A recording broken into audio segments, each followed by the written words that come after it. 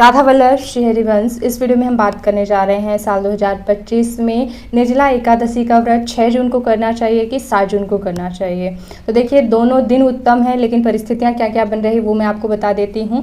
और ये वीडियो बहुत से संतों को सुनने के बाद और कुछ 2 ग्रंथ व्रतराज और धर्म सिंधु में कुछ विधियाँ पढ़ने के बाद जो है लेकर के आई हूँ, तो शुद्ध जानकारी देने का प्रयास करती हूँ। ठीक है, तो 6 जून को क्या परिस्थिति बन रही है कि व्रत करना तो उत्तम है, दसवीं तिथि से युक्त भी नहीं है, क्योंकि गृहस्थों के लिए दसवीं तिथि से के साथ वाली जो एकादशी होती है वो वर्जित होती है। ठीक है, द्वादशी युक्त एकादशी का व्रत करने के लिए जो है ग्रंथों में बताया गया है गृहस्थों के संतानों के जिनके हैं उनके लिए। लेकिन इस बार शुद्ध है, दसवीं तिथि युक्त एकादशी है ही नहीं, 6 तारीख को बढ़िया है। लेकिन अगले दिन पारण क्या है कि 7 तारीख को दोपहर 1 बजे के बाद ही करना जो है उत्तम बताया गया है। 1 बजे के पहले हरिवासर है, और हरिवासर में जो है व्रत का पारण करने से व्रत का कोई अर्थ नहीं निकलता है, फल नहीं मिलता है। ठीक है, हरिवासर बिल्कुल वर्जित है पारण करने के लिए। तो 1 बजे के बाद ही आप पारण कर पाएंगे, आधा दिन वैसे ही निकल जाएगा। इसलिए जो है 7 तारीख को जो लोग व्रत करते हैं उनके लिए और भी ज़्यादा उत्तम रहेगा, क्योंकि जो लोग 7 तारीख को व्रत करेंगे वो सुबह सुबह 8 तारीख को पारण कर सकते हैं। त्रयोदशी की तिथि में बड़े आराम से, कोई दिक्कत वाली बात नहीं, सुबह सुबह हो जाएगा। ठीक है, तो ये एक परिस्थिति बन रही है। दूसरी, दसवीं तिथि से युक्त एकादशी की जो कथा है उसके लिए बता देती हूँ। एक कथा है ग्रंथों में, साथ ही साथ जो है द्वादशी तिथि युक्त करना चाहिए क्यों संतान वालों को, गृहस्थों को, क्योंकि श्री कृष्ण ने बताया था गांधारी जी को, उन्होंने पूछा था कि मेरे 100 पुत्र मर गए, मैंने ऐसा कौन सा पाप किया था। तो श्री कृष्ण भगवान ने कहा कि आपने दसवीं युक्त एकादशी का व्रत किया था, जिसके कारण से 100 पुत्र जो है आपके चले गए। यानी कि संतान वालों को जो है दसवीं तिथि से युक्त एकादशी कभी नहीं करना चाहिए। अगर 2 दिन आपको कभी भी पता चले तो दूसरे दिन वाली किया करिए। हमेशा पता चल रहा है, वीडियो में अक्सर पता चल जाता है कि इस बार 2 दिन है, तो दूसरे दिन वाली आप एकादशी पकड़िए, चाहे थोड़े समय के लिए ही क्यों ना हो। जैसे कि इस बार परिस्थिति बन रही है 7 तारीख को, बहुत ही कम समय के लिए एकादशी पाई जा रही है 7 तारीख को, यानी अरुणोदय के समय केवल, यानी सूर्योदय से थोड़ा पहले का समय होता है, लाल लाल सूरज होता है, केवल उस समय के लिए जो है एकादशी तिथि पाई जा रही है। फिर भी वो बहुत ज़्यादा उत्तम बताई गई है। त्रयोदशी में पारण बहुत ज़्यादा उत्तम बताया गया है, द्वादशी युक्त गृहस्थों के लिए उत्तम बताया गया है। तो 7 तारीख को करना, बहुत से संतों से, बहुत बड़े बड़े संतों से मैंने सुना 7 तारीख को करना उत्तम होगा।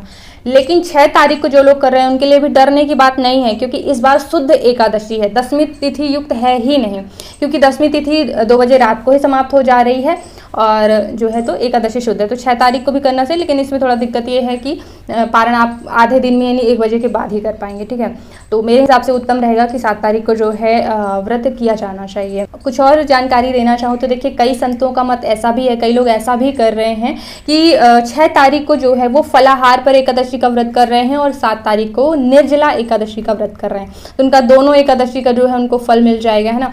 तो 6 तारीख को जो लोग कर रहे हैं तो केवल फल का ही आहार लेंगे। ध्यान दीजिएगा, जो लोग 7 तारीख का एकादशी का व्रत करेंगे वो 6 तारीख को चावल तो बिल्कुल भी नहीं खाएंगे। वैसे तो मैं कहना चाहती हूँ कि अनाज ही पूरी तरह से वर्जित रहेगा, लेकिन चावल, क्योंकि पूरा दिन एकादशी, तो चावल तो बिल्कुल भी नहीं खाना चाहिए। ठीक है, तो ये भी है एक कि जो लोग 7 तारीख को व्रत करेंगे वो 6 तारीख को भी जो है उनका व्रत जैसा ही हो जाएगा, क्योंकि फलाहार पे उनको व्रत करना होगा। लेकिन हाँ, क्योंकि 10वीं से ही जो है व्रत शुरू हो जाता है तो बहुत अच्छा व्रत होगा। ये बात भी है कि 7 तारीख को जो लोग व्रत करेंगे, क्योंकि ग्रंथों में जो है एकादशी के जो नियम बताए गए हैं 10वीं तिथि से ही प्रारंभ हो जाते हैं। 10वीं तिथि के दिन एक समय का भोजन करने के लिए बताया गया है, रात्रि में भोजन वर्जित बताया गया है। ठीक है, तो अगर आप फलाहार पे एकादशी का व्रत कर लेते हैं 10वीं तिथि के दिन तो बहुत अच्छा आपका व्रत जाएगा, यानी कि 2 दिन के व्रत का फल मिलेगा और पूरा का पूरा आपका अच्छा व्रत होगा, जैसे ग्रंथों में मिलता है वैसे, है ना।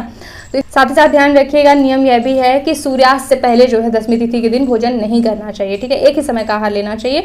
द्वादशी के दिन भी एक ही समय का आहार बताया गया है कि पारण पे जो आप भोजन करते हैं तो केवल एक ही समय का आहार लो। 3 दिनों का कठिन व्रत बताया गया, लेकिन जैसा जिसको संभव हो वैसा कर सकते हैं। अगर बात की जाए प्रसिद्ध मंदिरों में कब कब एकादशी मनाई जा रही है, तो वृंदावन से हम बात करते हैं, क्योंकि वहीं पे राधा कृष्ण की लीलाएं हुई हैं। तो वृंदावन के मंदिरों में, बांके बिहारी मंदिर में, खाटू श्याम मंदिर में जो है 6 तारीख की एकादशी मनाई जा रही है। लेकिन बाकी मंदिरों में, जैसे जो लोग इस्कॉन को मानते हैं या फिर और संप्रदाय को मानते हैं, गौड़िया संप्रदाय, तो वो लोग जो है 7 तारीख को व्रत कर रहे हैं। ठीक है ना, तो इस तरीके से जिन मंदिरों को आप मानते हैं उसके हिसाब से भी व्रत कर सकते हैं। अगली चीज़ ये भी है कि आपके घर के आसपास जो मंदिर हैं या आपके घर के बड़े बुजुर्ग या आपके घर के आस पड़ोस के लोग जिस दिन भी व्रत कर रहे हैं आप उस दिन को भी व्रत कर सकते हैं, क्योंकि ये भी लिखा रहता है ग्रंथों में कि लोक रीति परंपराएं माननी होती है, देश रीति, कुल रीति और लोक रीति। तो ये चीज़ें आप मान करके भी व्रत कर सकते हैं, ठीक है। तो ये है एकादशी संबंधित या किसी भी व्रत से संबंधित यह भी व्रतों का वर्णन मिलता है कि ब्राह्मण की आज्ञा और गुरु की आज्ञा से किसी भी व्रत का खंडन नहीं होता है। तो अगर मन में कोई भी शंका है कि हम इस दिन करें, इस दिन ना करें, तो जो भी है, तो आप किसी भी अगर ब्राह्मण से पूछ लें या फिर गुरुदेव जो आज्ञा कर देते हैं तो किसी से भी पूछ लें, अगर वो बता देते हैं कि आपको इस दिन का करना है और ऐसा ऐसा करना है, तो वो आप उस दिन का व्रत करेंगे तो आपके लिए वो अच्छा रहेगा, क्योंकि लिखा है कि उसको करने से जो है व्रत का खंडन नहीं होता है। इस तरीके से भी आप कर सकते हैं। एक और बात कर लेते हैं कि जो लोग गुरुवार के दिन व्रत करना चाहते हैं एकादशी का, वो लोग कैसे करेंगे। जैसे कि कमेंट आ रहे हैं कि गुरुवार का भी व्रत है, एकादशी का व्रत है, तो ऐसी स्थिति में जब दो व्रत पढ़ते हैं तो ग्रंथों में ऐसा वर्णन मिलता है कि एक व्रत किसी और से कराया जाना चाहिए, ठीक है, एक और व्रत किसी और से कराया जाना चाहिए। तो आप लोग क्या करेंगे, जो लोग गुरुवार को व्रत कर रहे हैं और एकादशी का भी कर रहे हैं, तो वो लोग जो है गुरुवार का व्रत या तो किसी और से कराएंगे, नहीं अगर ऐसा संभव हो पा रहा है कि आपके बदले कोई और व्रत नहीं कर रहा है, तो आप जो है गुरुवार की पूजा कर लेंगे ताकि आपका व्रत खंडित नहीं माना जाएगा। और व्रत तो आप हैं ही, है ना,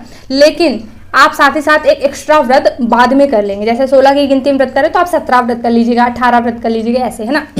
तो आपकी ये व्रत भी खंडित नहीं होगा, क्योंकि आप गुरुवार की भी पूजा कर लेंगे और एकादशी व्रत करना है। लेकिन आपको ज़्यादा मत, क्योंकि निर्जला निराहार करना है, तो आपको एकादशी के हिसाब से जो है पानी नहीं पीना है अगर सामर्थ्य हो। और अगर जो लोग पानी पी रहे हैं तो फलाहार ले रहे हैं, तो यानी कि गुरुवार के हिसाब से नहीं बल्कि आप एकादशी के हिसाब से जो है फलाहार इत्यादि लेंगे, है ना। अगर आप सभी के एकादशी से संबंधित कोई भी प्रश्न है कमेंट में ज़रूर पूछिए। कोशिश करूंगी कि उन सभी एकादशी के प्रश्नों के उत्तर के लिए एक अलग से वीडियो बना सकूं।